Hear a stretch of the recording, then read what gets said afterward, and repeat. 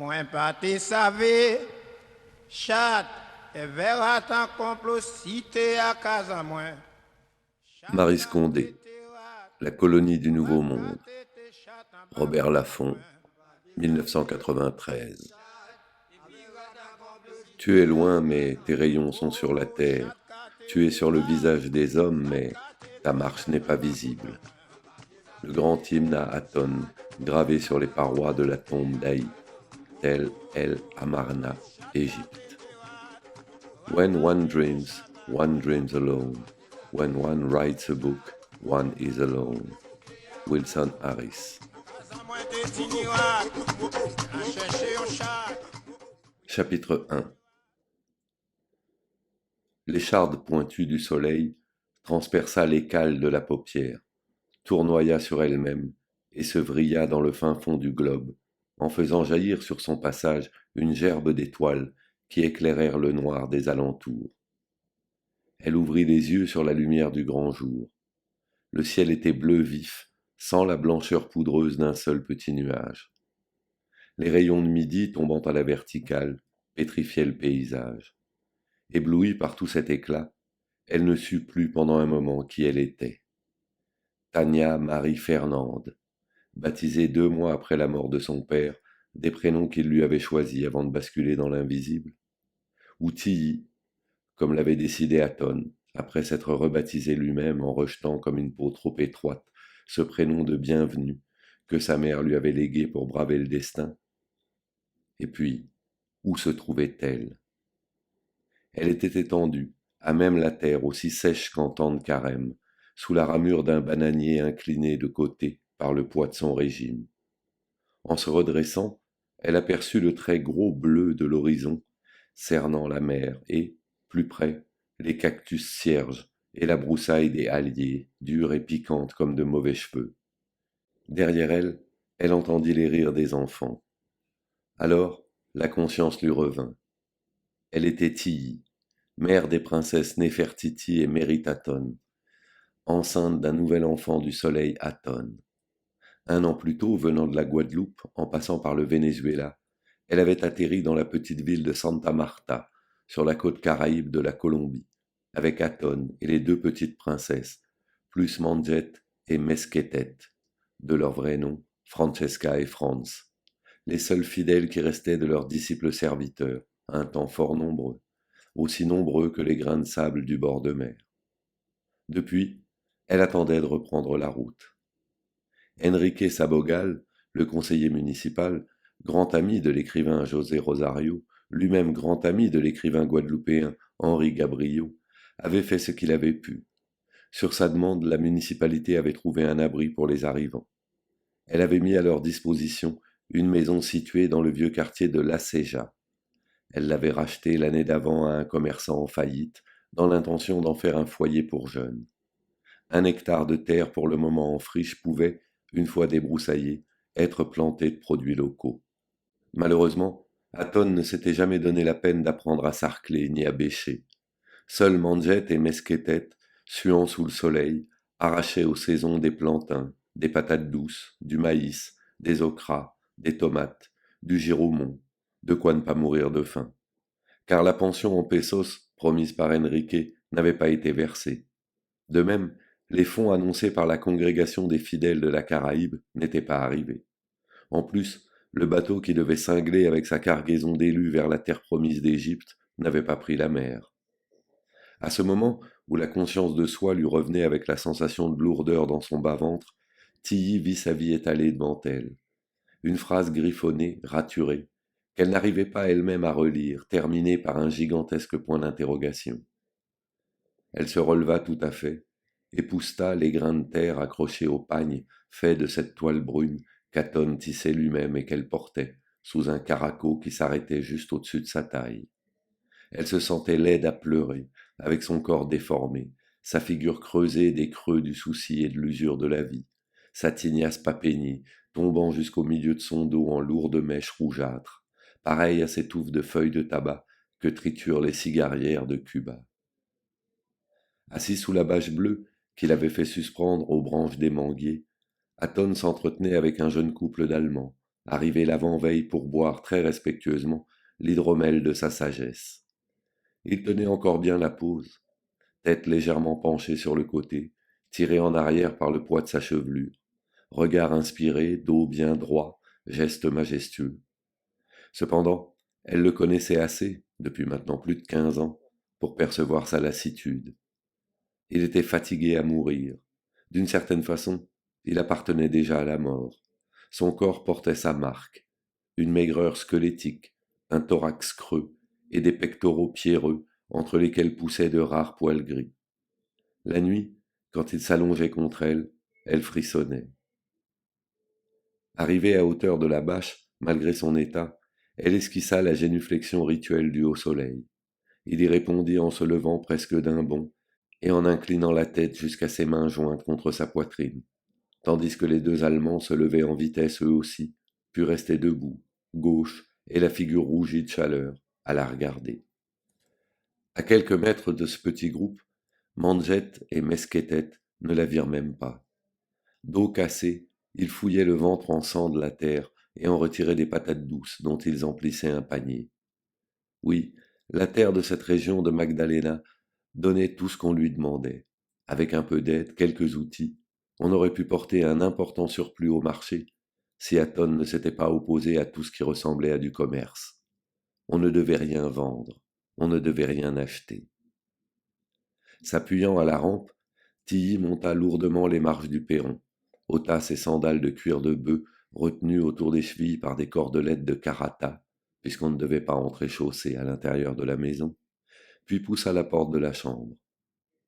Derrière ses persiennes toujours baissées, on prenait un grand bain de fraîcheur. C'était la seule grâce de cette pièce, car son inconfort était total. Sur une des cloisons, un disque du soleil était peint, pareil à un œil grand ouvert, fixe et étincelant. Par terre, sous une moustiquaire, un matelas était recouvert d'une étoffe qu'Aton avait peinte en jaune soufre, la couleur divine.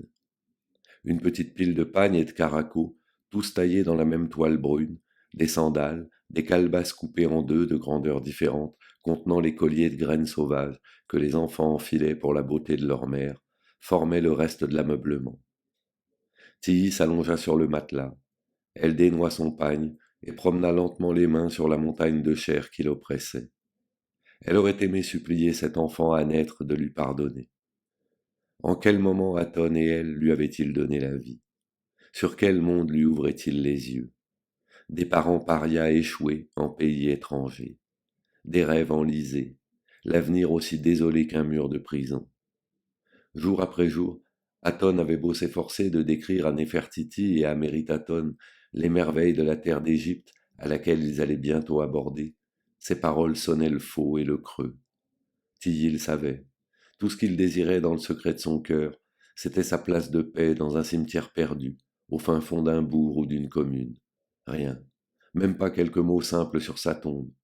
Sigi, Jean bienvenu d'Ormance, être renouvelé d'Aton, dieu du soleil, retourné à l'espace. S'il s'obstinait à poursuivre et à répéter des paroles d'espoir, c'était à cause d'elle, de son regard sur lui. Il ne voyait pas qu'elle était aussi lasse que lui, se traînant sans force ni foi à ses côtés. Après les premières années d'aveuglement, quand le bon sens lui était revenu, elle avait souhaité qu'il la répudie. Elle n'était que l'épouse du soleil, une mortelle illuminée par son éclat. Sur une parole de lui, elle pourrait retourner à l'obscurité qui était son lot, prendre par la main ses filles qui n'étaient que des filles, et retrouver la monotonie de l'existence. Avec un sentiment de libération, elle se voyait déjà mère célibataire dans Paris, fréquentant les bureaux des ascédiques et les assistantes sociales. Sur les conseils de celle-ci, elle envoyait ses fillettes à Alexis, sa maman, qui à ce moment-là vivait encore en Guadeloupe, et puis elle reprenait son existence d'avant à tonnes, pleine d'hommes sans sentiment, de plaisir du corps et de chagrin du cœur. Elle reprenait son ancien métier de comédienne et recommençait à courir le cachet sans trop de succès. Elle n'avait jamais réussi qu'à prêter sa voix aux actrices noires américaines ou brésiliennes. Jadis, elle avait doublé Reynalda Pereira dans Xaxa de Souza, film qui avait connu un grand succès de scandale car Reynalda s'y masturbait publiquement. Un beau matin, la vérité l'avait aveuglée. Ses idées de départ n'étaient que des rêves, des chimères. Pour elle, Il n'y avait pas d'existence sans Aton. Est-ce que c'était l'amour qui la tenait à lui? La haine qui amarre plus serrée encore? La pitié? Ou bien ce sentiment du devoir qui pèse de tout son poids sur les femmes de Guadeloupe? C'était à cause de ce sentiment-là que sa maman, Alexis, restée veuve en plein mi-temps de sa jeunesse, avait passé le restant de son existence sans jamais jeter un coup d'œil sur un homme, alors même qu'elle avait été au courant de chaque tromperie du défunt. Amour, haine, pitié. Toujours est-il qu'elle se trouvait aussi liée à Aton que l'ananas bois à l'aisselle du gommier blanc, que le parasite au tronc du manguier. Elle ferma les yeux et, comme à chaque fois qu'elle allait prendre sommeil, l'image de sa mère revint tourner et tournoyer sur le noir de ses paupières. À chaque fois, elle se la représentait dans sa peine et son remords. Les sœurs et les tantes avaient entouré ses doigts torturés par la vieillesse d'un chapelet de première communiante en argent, c'est-à-dire du même métal que les deux alliances qui, se chevauchant, étaient entrées au plus profond des chairs de son auriculaire gauche. Elles avaient poudré les joues creuses pour redonner un peu de vie à ce visage de morte. Elles avaient lissé les cheveux qui restaient fournis malgré l'âge. Puisque sa fille adulte lui avait refusé un dernier baiser, elles avaient accroché sur sa poitrine, juste à la place du cœur, un gros médaillon contenant une photo de celle qui n'était encore que la petite Tania, pas encore la compagne d'un fou qui se prenait pour le soleil et prenait le soleil pour un dieu. Mais qu'est-ce qu'Alexis avait fait au Seigneur Jésus pour gagner son enfer sur la terre? Contrairement à ce qui avait été écrit dans un article du Progrès social, feuille de chou que dirigeaient héréditairement des ennemis de la famille, ce n'était pas Aton qui s'était opposé à ce que Tilly assiste à la veillée et aux funérailles de sa maman. Tilly ne lui avait même pas parlé de sa maladie et de sa faim, car elle savait que le souvenir des liens qui unissent les humains s'était complètement effacé de sa tête. Non, c'était d'elle-même qu'était venue la décision. Elle n'avait plus rien de commun avec sa famille, les Laménard, famille bourgeoise très fière de son nom, héritée d'un béquet qui, en 1848, avait doté ses bâtards et libéré ses esclaves d'un même trait de plume en pleurant à chaudes larmes. Elle ne voulait plus en entendre parler. Seulement voilà, peu à peu, comme à son habitude, le temps avait fait la toilette du souvenir et elle en était venue à oublier ce qu'elle reprochait aux siens. Son enfance et son adolescence lui revenaient en mémoire comme un paradis perdu. Était-ce bien vrai qu'elle avait été ce qu'elle avait été? Un long moment, l'image de sa mère flotta contre ses paupières, puis chavira dans les grandes profondeurs du sommeil. Aton regarda passer Tilly. Il répondit à sa génuflexion rituelle ainsi qu'il le devait, songeant comme elle était belle dans la grossesse non souhaitée de son âge mûr. Il songeait ainsi sans désir car il ne la désirait plus, comme il ne désirait plus rien de rien. Il était prêt à déposer le fardeau de l'existence. Quand Tilly eut disparu à l'intérieur de la maison, il se rassit sur le tabouret royal, sculpté par ses soins, dans un tronc d'acajou du Honduras, charge précieuse qu'il avait transportée dans le cargo qui les conduisait du port de la Pointe au port de Caracas, puis dans la série d'autobus brinque-ballants le long de routes de forêt et de montagnes jusqu'à leur destination finale. Tout au long de ce trajet, les gens les avaient regardés avec beaucoup de curiosité. Même les Indiens, qui sortaient de leur morosité pour tourner vers eux des regards obliques. À Pueblo Bello, village perché comme un nid de malfini, un enfant avait eu peur d'eux, et s'était agrippé de toute sa terreur à la longue jupe de sa mère. À Aracataca, une femme s'était prosternée devant lui, implorant sa bénédiction.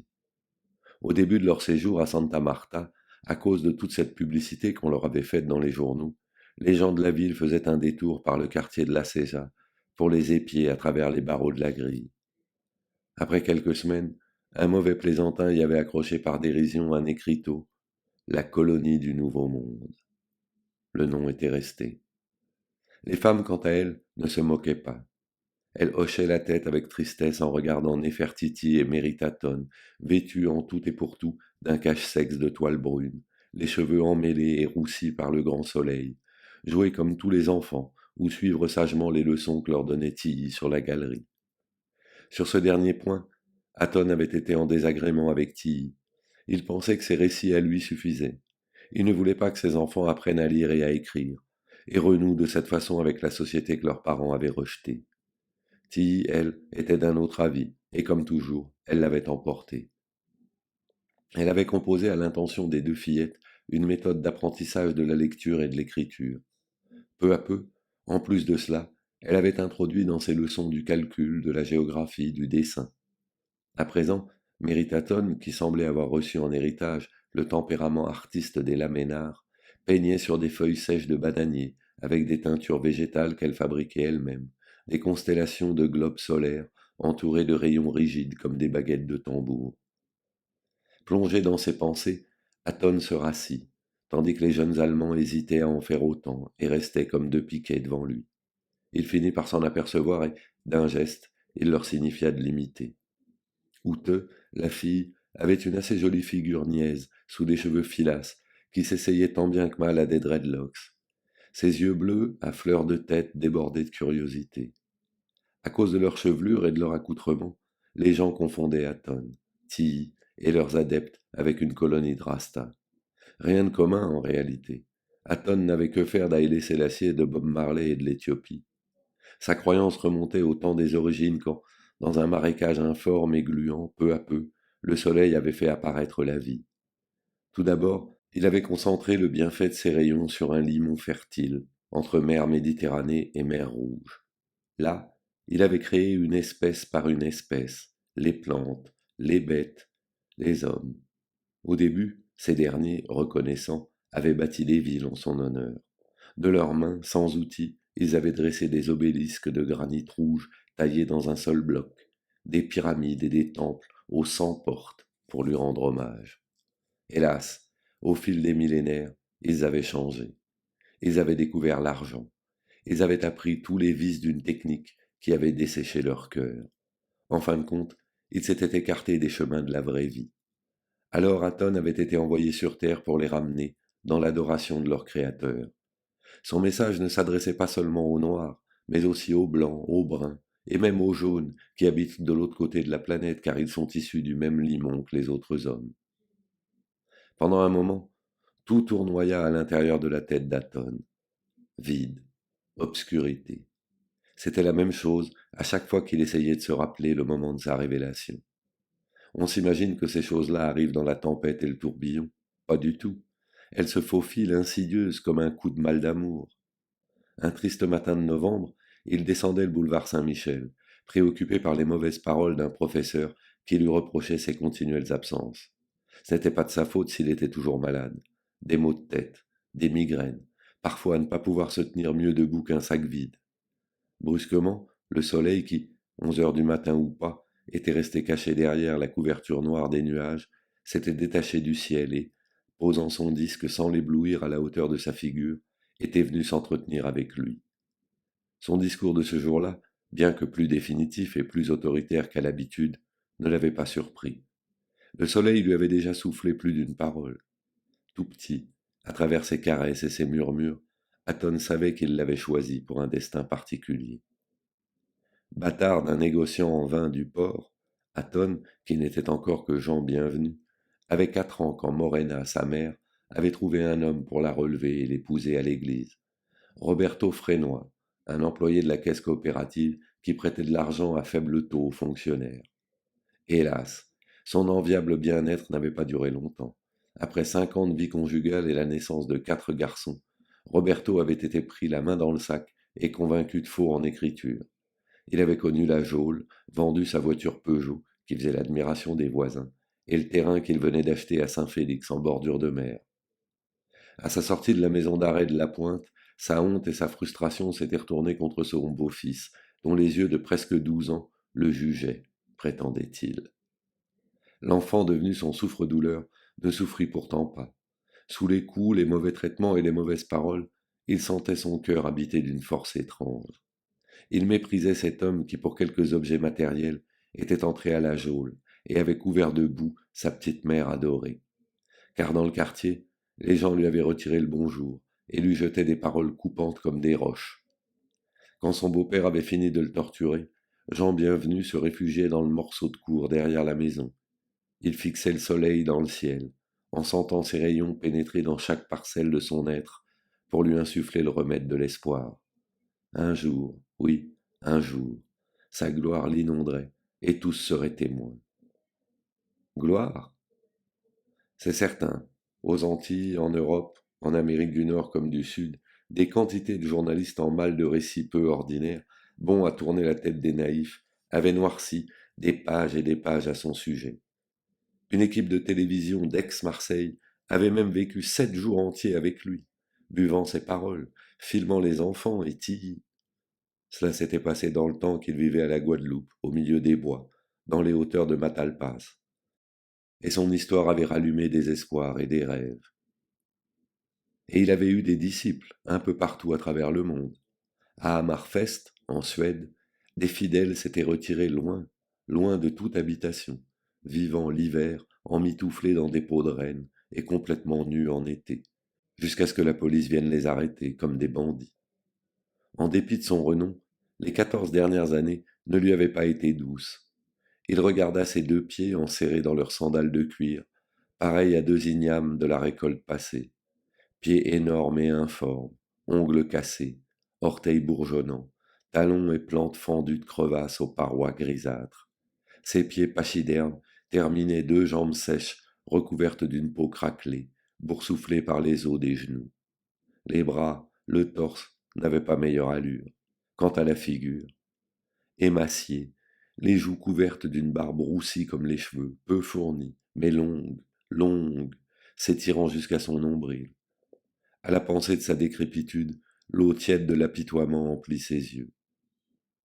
La jeune Allemande le fixait, et ce regard curieux, insistant, faisait naître en lui une violente excitation, qui n'atteignait pas pourtant la colonne molle de son sexe.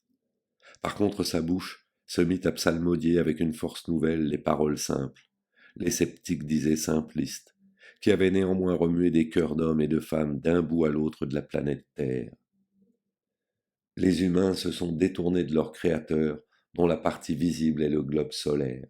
Il faut à présent qu'ils abandonnent les vaines idoles que leur cupidité a bâties, et qu'ils se remettent à l'adorer, lui qui seul en entretient la vie universelle et dont tout dépend.